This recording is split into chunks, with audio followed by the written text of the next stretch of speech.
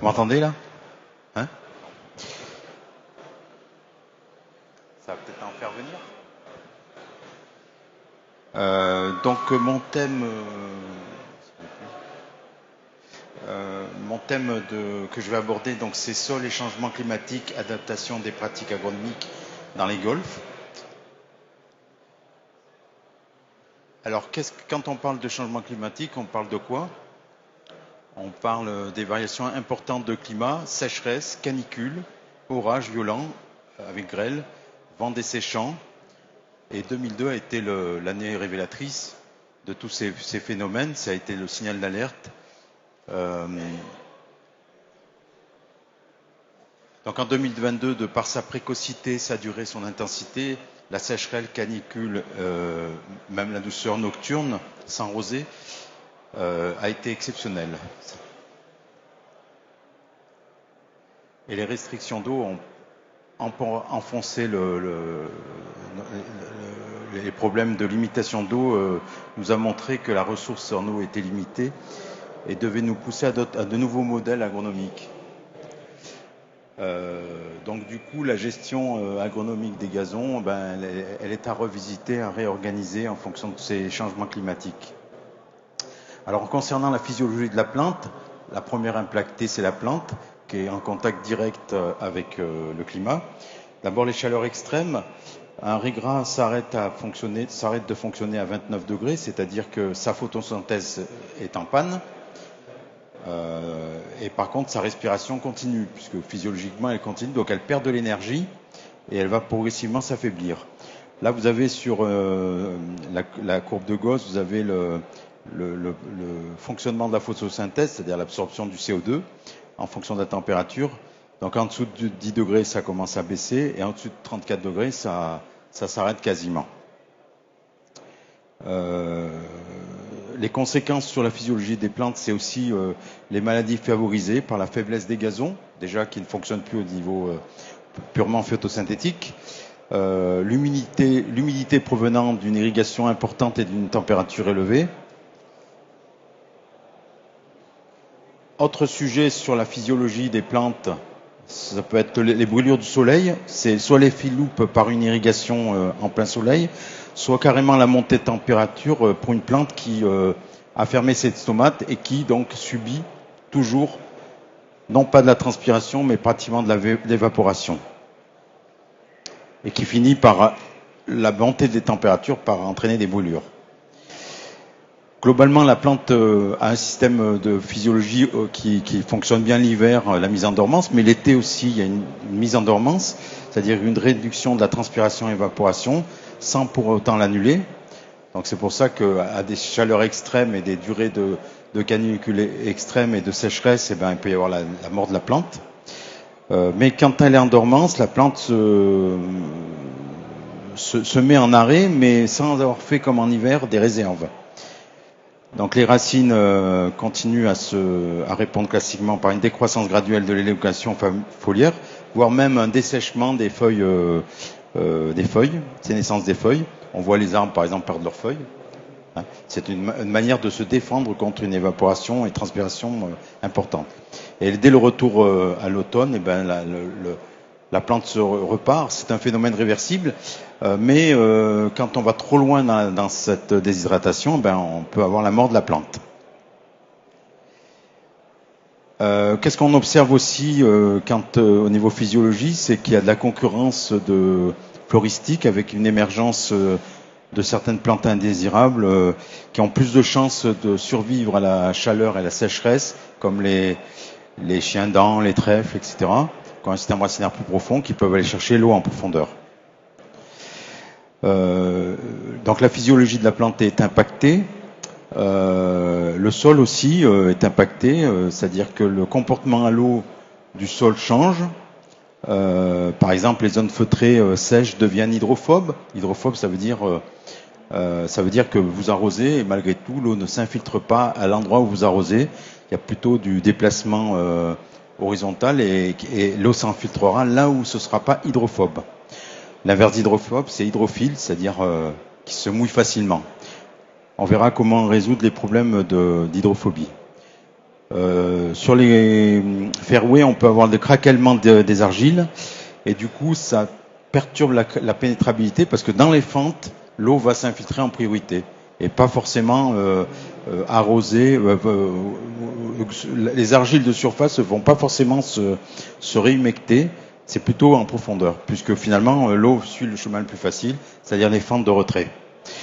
Dans le sol, il peut y avoir des montées de température telles que la microfaune et la vie microbienne se retrouvent en dormance. Ça ne veut pas dire de la mortalité, mais c'est au retour des bonnes conditions en septembre que tout va repartir. Alors, quels sont les critères à travailler ? Tout d'abord, pour la plante, il ne faut pas négliger la nutrition et la santé végétale, qui permet de rendre une plante plus résistante aux conditions extrêmes. La fertilisation et les apports de biostimulants ne sont pas négligés. Le deuxième axe, c'est amélioration génétique. Et le troisième axe que j'ai visé, c'est optimisation du système racinaire pour aller chercher l'eau en profondeur. Mais pour y arriver, il ne faut pas le faire juste au moment de la canicule. On va voir qu'en termes de calendrier, il faut vraiment s'y prendre beaucoup bien à l'avance. Pour le sol, les critères à travailler sont améliorer le complexe argilo-humique, parce que le complexe humique et le complexe argilo-humique, parce que ce complexe, il est protecteur de la plante par le phénomène du pouvoir tampon, c'est-à-dire qu'en fait, le pouvoir tampon vis-à-vis du climat de l'atmosphère, le pouvoir tampon donne une certaine... le pouvoir tampon, c'est la résistance à toute modification. Donc quand on a des petites canicules courtes, le sol, pour autant, ne va pas forcément croître en température. Et puis au niveau de l'eau, ne va pas trop se déshydrater. Quand on a un petit pouvoir tampon, comme dans les sols sableux, je pense par exemple au green de golf, on a tout à fait intérêt d'avoir beaucoup de matière organique, au moins 2%, pour justement améliorer ce pouvoir tampon. Donc le deuxième axe, c'est développer la RFU. Alors la RFU, je ne sais pas si tout le monde connaît, c'est la réserve facilement utilisable. En fait, c'est le réservoir en eau du sol. C'est une petite équation un peu barbare, mais elle est proportionnelle à A, argile, à MO, matière organique. Donc argile et matière organique, c'est le complexe argilo-humique. Et P, c'est la profondeur racinaire. Donc ça veut dire que plus on va avoir une profondeur racinaire importante, plus la réserve facilement utilisable sera importante. Ça veut dire qu'on va mieux utiliser l'eau quand on va irriguer, on va mieux stocker l'eau quand il y aura des orages. On part dans un meilleur sens que lorsqu'on a un système racinaire superficiel.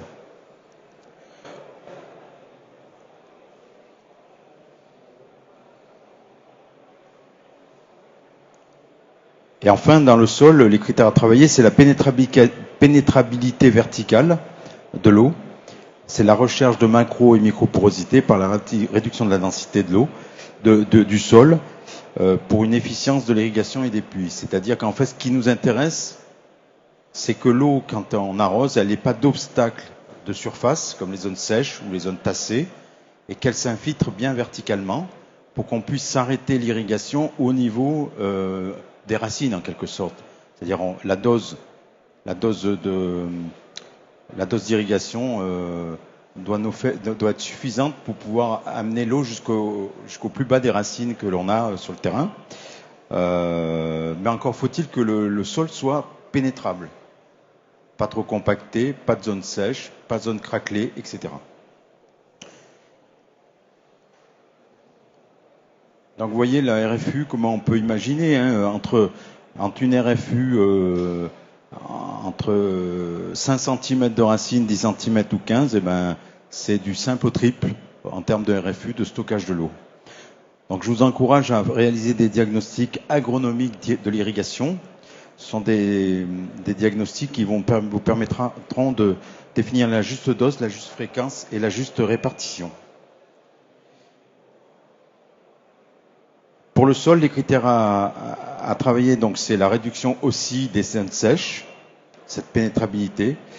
Il faut aussi trouver un équilibre entre les phases solides, gazeuses et hydriques. Donc classiquement, dans un bon sol cultivé, il faut que la partie solide, c'est-à-dire minérale et organique, représente 50% du volume. Et 50 autres %, c'est ce qu'on appelle la porosité totale. Et dans cette porosité, une fois que l'irrigation a été faite et que le drainage a fait partir l'eau de la macroporosité, eh ben, il faut qu'il y ait 25% d'eau et 25% d'air.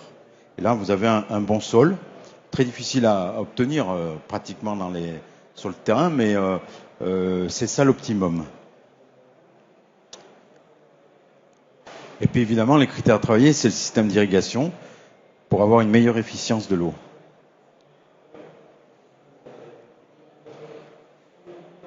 Alors les adaptations agronomiques pratiques et le calendrier, là ça on pourrait parler des heures, mais je vais essayer de vous faire quelque chose de court, de condensé.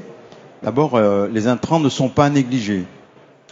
D'une part, il faut améliorer le complexe argilo-humique par de l'amendement de colloïdes organiques. En clair, c'est de la matière organique qui plus tard sera humifiée. On peut faire aussi des amendements argileux de type zéolite. Pour améliorer la capacité de rétention en eau par l'effet intrinsèque de la rétention hydrique et de l'effet structurant de la structuration optimale. Donc l'amélioration du complexe. Ensuite, il faut absolument que les argiles dans les fairways soient bien flocculées. Donc dans les zones acides, par exemple, où on a une mauvaise flocculation des argiles, vérifiez votre pH, redressez votre pH avec de la chaux, utilisez du gypse éventuellement pour avoir une meilleure structuration de vos argiles, qui vont, une fois qu'on a une bonne structure, vont mieux récupérer l'eau dès qu'on a une irrigation ou une pluie, mieux se gorger d'eau, se gonfler et après sera restituée. Pour la petite histoire, une argile mal flocculée, l'hiver, c'est de la boue. Donc on n'en fait pas grand-chose. Donc c'est aussi des zones souvent impraticables. Donc la structuration par le calcium, c'est pas rien. On peut aussi en intrant utiliser des sables pour arriver à trouver l'équilibre micro-macro-porosité. C'est ce que j'expliquais tout à l'heure.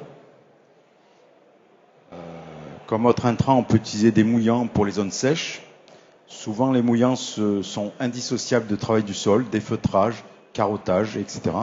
Puisqu'il faut à la fois virer ce qui est souvent le feutre et la raison de l'hydrophobicité. Après, on traite le terrain. Les zones hydrophobes peuvent être sableuses, avec très peu de matière organique, mais souvent, avant, il y avait du feutre. Et peu à peu, les acides organiques ont un peu pollué le sable, et le sable est devenu hydrophobe. Donc, il faut d'abord défeutrer pour pouvoir correctement utiliser ces mouillants. À ne pas négliger aussi la fertilisation qui doit être adaptée dans un calendrier étudié.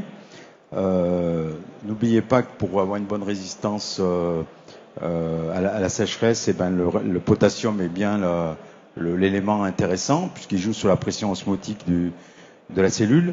La silice joue comme un peu un double vitrage en empêchant la transpiration excessive. Donc c'est un peu antitranspirant. Et puis on peut rechercher la profondeur racinaire pour l'arrière-fût via le phosphore ou l'apport de fertilisation précoce d'hiver. C'est-à-dire à un moment donné, le gazon, quand les températures du sol sont inférieures à 8 degrés, les racines se remettent à se développer. C'est l'hérysogénèse pré-hivernale en quelque sorte. Et là, on bénéficie donc d'un réenracinement intéressant. Donc, on va aller chercher plus de RFU. Là, c'est deux photos qui vous montrent l'effet du potassium, donc avec une réduction hydrique À gauche, on n'a pas de potassium et à droite, on a mis du potassium. 25 grammes mètre carré d'un produit sulfate de potassium, sulfate de magnésie.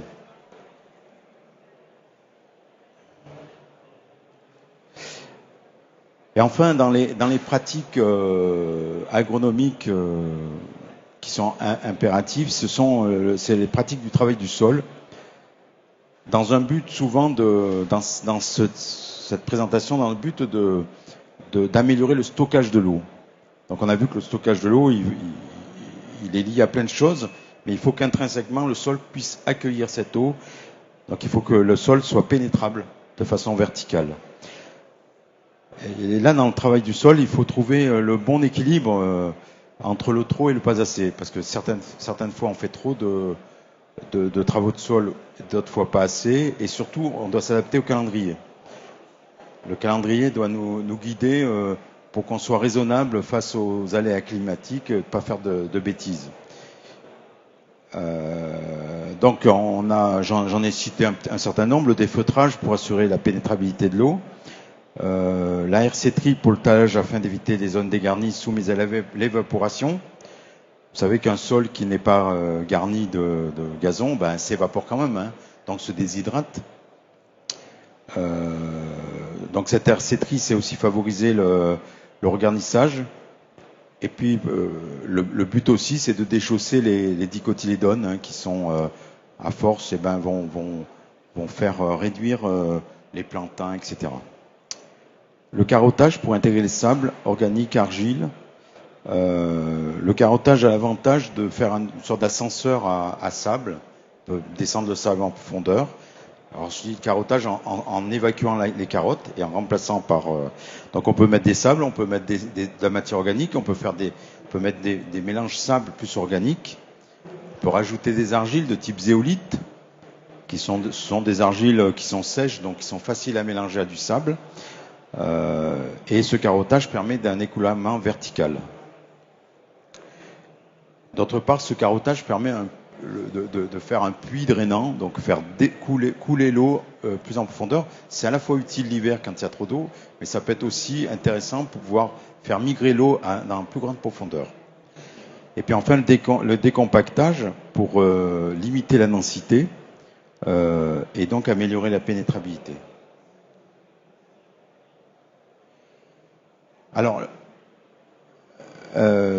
j'ai essayé de réfléchir il y a certains cas où on risque de faire des excès de travail de sol, et surtout, plus que des excès, c'est à des mauvais calendriers finalement. Donc, attention à une surisation d'outils. Certaines fois, on fait trop de décompactage, c'est surtout le décompactage qui va déchausser et déstructurer les sols qui partent un peu en brioche, comme on dit, qui crée trop de fentes, donc avec des pertes d'eau. Si on fait des carottages, on peut avoir des brûlures. On fait un carottage au mois de juillet avec une grosse chaleur. On met des sables qui vont être très chauds. On risque de brûler les graminées. Y compris brûler les racines en profondeur, parce que finalement les carottes de sable vont conduire la chaleur en profondeur. Donc là, c'est déconseillé quand il fait trop chaud. Et puis ça entraîne une déshydratation excessive en profondeur. Et les excès de travail du sol peuvent réduire la vie microbienne parce que on met trop d'air par rapport à de l'eau et donc on peut avoir des problèmes. Et la plante subissant trop de travail de sol peut entraîner des stress biotiques de type maladie. Alors si on regarde, je constate que les greens conservent beaucoup des travaux, mais le problème c'est que souvent ils doivent s'adapter au calendrier de compétition, ce qui n'est pas forcément en phase avec le bon calendrier agronomique. C'est-à-dire que l'idée c'est de s'éloigner le plus possible des conditions extrêmes de l'été, de sécheresse, de canicule. Les départs doivent être toujours entretenus parce que c'est les départs quand même qui souffrent le plus en termes de démarrage, quoi. Donc réduire le feutre, résister au piétinement, limiter les zones sèches. C'est nécessaire de revenir d'avoir un retour à l'entretien. Et donc à chaque fois, notre discours agronomique, c'est d'en parler, que des fois pour des questions de budgétaire, on limite les travaux d'entretien sur les départs, alors que peu à peu, on perd de niveau. Donc en fait, le discours d'un agronome, c'est de remettre toujours le sujet sur la table et de toujours faire passer l'idée agronomique devant des idées financières, des calendriers, etc. C'est pas gagné. Tout ça, c'est une question de négociation avec les acteurs de la filière. Et le fairway, les travaux sont plus anecdotiques, mais ils sont quand même nécessaires parce qu'il y a des dégradations, notamment floristiques. Il faut veiller à la floculation des argiles. On peut incorporer du sable. Là, c'est plus des grandes surfaces et des coûts plus importants. Mais c'est souvent les fairways qui sont l'été arrêtés en termes d'irrigation. Donc c'est là qu'il faut qu'ils soient résistants. Le choix de la semence a beaucoup d'importance. Voilà. Alors sur le calendrier, le dilemme, on a un dilemme entre l'agronomie et les contraintes du jeu, parce que finalement, quand est-ce que le greenkeeper peut intervenir? Souvent, c'est en l'absence de compétition ou en l'absence des joueurs en été. Donc du coup, l'été, quand c'est le plus mauvais moment d'intervenir, c'est là qu'il intervient. Donc c'est pas facile donc si c'est quelqu'un qui a beaucoup de charisme, il va pouvoir négocier tout ça, mais c'est pas gagné. L'idéal est de s'éloigner des périodes estivales chaudes, voire sèches, période de mise en dormance des plantes et des stress abiotiques. Le stress abiotique, c'est tout ce qui est non pathogène, c'est le climat en général. Ces travaux doivent se faire le plus tôt possible au printemps, quand la longueur du jour, l'humidité est importante et la température est optimale pour la photosynthèse. C'est là qu'on doit pouvoir faire tous les travaux, s'avancer et surtout ne pas faire des travaux trop tard où la plante ne pourra pas se refaire avant les chaleurs d'été. Et les travaux de récupération d'automne doivent se faire rapidement dès que la pluie revient, puisque c'est une course de vitesse. Si on refait pas le regarnissage, si on remet pas des bonnes conditions de semis, des compactages, etc., les pâturins annuels se réinstallent et après c'est foutu, quoi.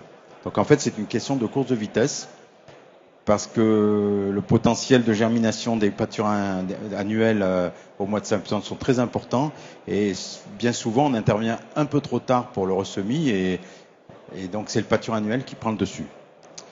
On l'a vu beaucoup en terrain de sport en septembre 2022 où on croyait que finalement tout était reparti, mais en réalité c'était que les pâturins annuels qui étaient repartis. Voilà. Il y a des questions? Il y a des questions?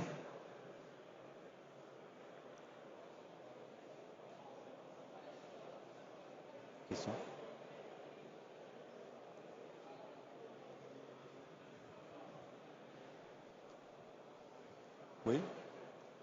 C'est clair, oui. Des questions? Ah.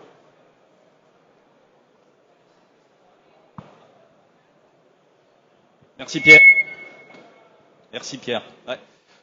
Concernant les choix de graminées qu'il faudrait privilégier pour s'adapter aux nouvelles conditions climatiques, qu'est-ce que tu en penses?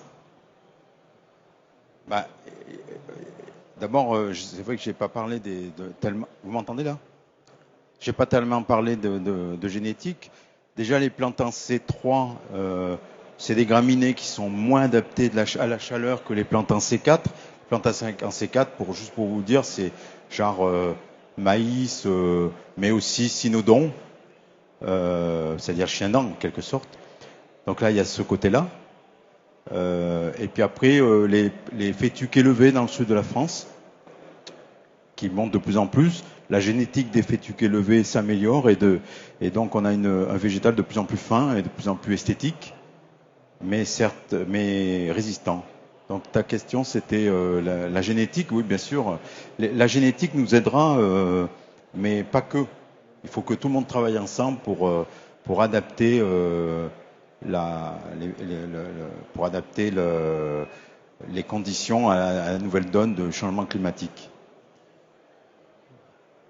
En tout cas, ce qui est les plus gros opportunistes, c'est les pâturins des prés, hein, pâture annuelle, pardon, c'est-à-dire pâture annuelle qui vont s'installer très rapidement à l'automne, mais c'est souvent consécutif finalement à une mortalité importante de raigrats l'été quand on n'irrigue pas, qui vont prendre dessus. C'est pour ça qu'il faut absolument qu'on maintienne un petit peu la plante en survie et pas qu'il y ait une destruction, parce qu'après c'est difficile de reprendre le dessus.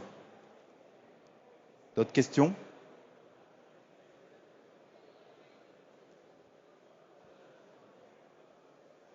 Donc maintenant il y a de plus en plus de projets de faire du synodon par exemple sur certaines parties des golfs pour être plus résistant, plus efficace en conditions chaudes puisque c'est une plante en C4.